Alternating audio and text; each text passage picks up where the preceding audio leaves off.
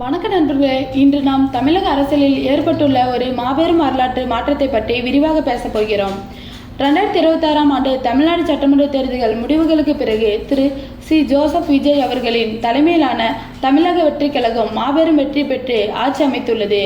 மே 10, 2026 அன்று முதலமைச்சராக பதவியேற்ற திரு விஜய் அவர்கள் மே 21ஆம் தேதி தனது அமைச்சரவையை 33 அமைச்சர்களாக விரிவுபடுத்தினார். இந்த அமைச்சரவை விரிவாக்கத்தின் மிக முக்கிய சிறப்பம்சம் என்னவென்றால், தமிழகத்தின் 59 ஆண்டுகளுக்கு பிறகு காங்கிரஸ் கட்சி ஆளுங்கட்சியில் இணைந்து அமைச்சரவையில் இடம் பிடித்துள்ளது. அது மட்டுமின்றி தமிழக அரசியல் வரலாற்றில் முதல் முறையாக 4 பெண் அமைச்சர்கள் பதவியேற்றுள்ளனர்.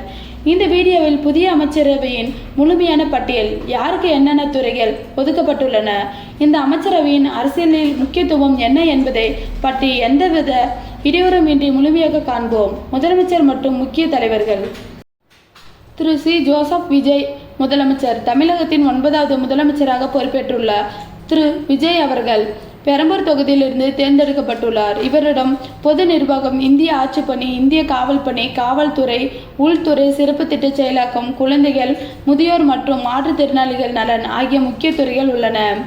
திரு என். ஆனந்த் என்கிற புசி ஆனந்த் தமிழக வெற்றி கழகத்தின் பொதுச் செயலரான இவர் தியாகராய நகர் தொகுதியிலிருந்து தேர்ந்தெடுக்கப்பட்டுள்ளார். இவருக்கு ஊரக வளர்ச்சி மற்றும் நீர்வளத்துறை ஒதுக்கப்பட்டுள்ளது. முதலமைச்சருக்கு அடுத்தபடியாக அமைச்சரவையில் மிக முக்கிய பங்கு வகிக்கிறார். திரு கே. ஏ. செங்கோட்டையன் தமிழக அரசியல் மிக மூத்த தலைவரான இவர் அதிமுகவில் இருந்த தமிழக வெற்றி கழகத்தில் இணைந்து கோபிச்செட்டிப்பாளையம் தொகுதியில் வெற்றி பெற்றுள்ளார். இவருக்கு வருவாய் மற்றும் பேரிடர் மேலாண்மை துறை வழங்கப்பட்டுள்ளது.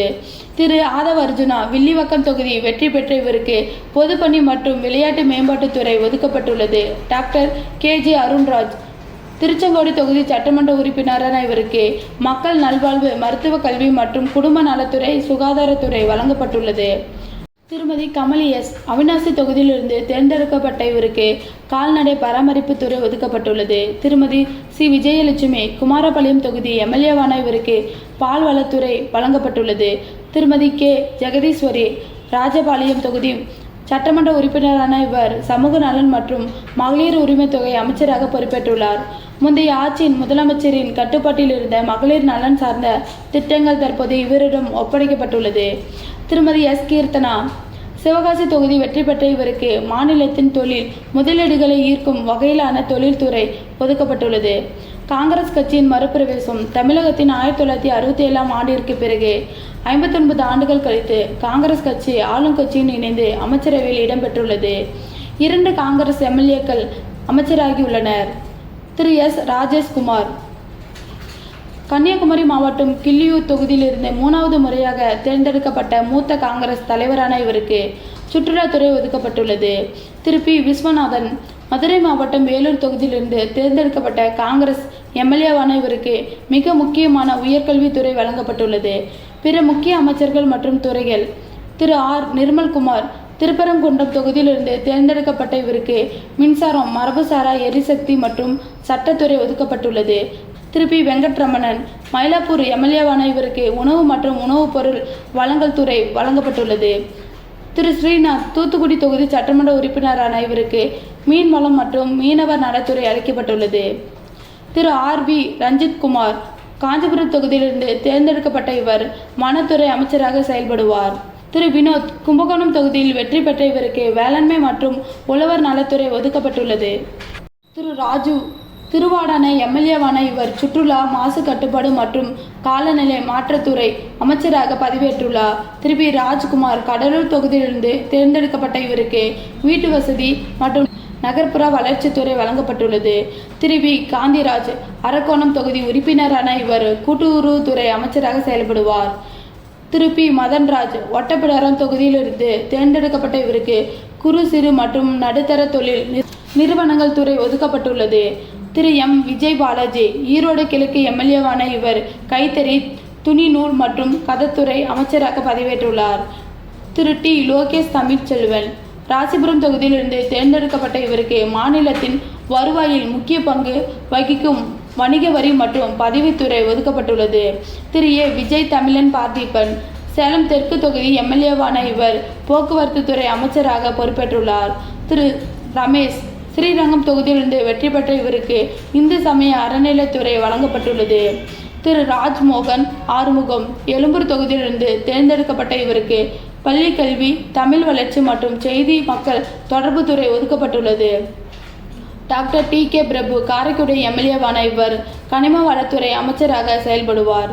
திரு ஆர். குமார் வேளச்சேரி தொகுதியிலிருந்து வெற்றி பெற்ற இவருக்கு வளர்ந்து வரும் தொழில்நுட்பங்களை கையாளவும் வகையில் செயற்கை நுண்ணறிவு, தகவல் தொழில்நுட்பம் மற்றும் டிஜிட்டல் சேவைகள் துறை வழங்கப்பட்டுள்ளது. திரு கே. தென்னரசு ஸ்ரீபெரும்புதூர் தொகுதியிலிருந்து தேர்ந்தெடுக்கப்பட்ட இவர் வெளிநாடு வாழ் தமிழர் நலத்துறை அமைச்சராக பதவியேற்றுள்ளார். திரு வி. சம்பத்குமார் கோயம்புத்தூர் வடக்கு எம்எல்ஏவான இவருக்கு பிற்படுத்தப்பட்டோர் நலத்துறை ஒதுக்கப்பட்டுள்ளது. திருமதி ஜோ முகமது ஃபர்வஸ் அறந்தாங்கி தொகுதியிலிருந்து வெற்றி பெற்ற இவருக்கு தொழிலாளர் நலன் மற்றும் திறன் மேம்பாட்டுத்துறை வழங்கப்பட்டுள்ளது. சரத்குமார் தாம்பரம் எம்எல்ஏவான இவர் மனித வள மேம்பாட்டுத்துறை அமைச்சராக செயல்படுவார். திரு கே. விக்னேஷ் கிணத்துக்கடவு தொகுதியிலிருந்து தேர்ந்தெடுக்கப்பட்ட இவருக்கு மதுவிலக்கு மற்றும் ஆய்தீர்வைத்துறை ஒதுக்கப்பட்டுள்ளது. கூட்டணியில் அடுத்த கட்ட நகர்வுகள். இந்த அமைச்சரவை விரிவாக்கத்தின் மூலம் திராவிட அரசியலில் கூட்டணி கட்சிகளுக்கும் அதிகாரங்களை பகிர்ந்தளிக்கும் புதிய கலாச்சாரத்தை முதலமைச்சர் விஜய் தொடங்கியுள்ளார்.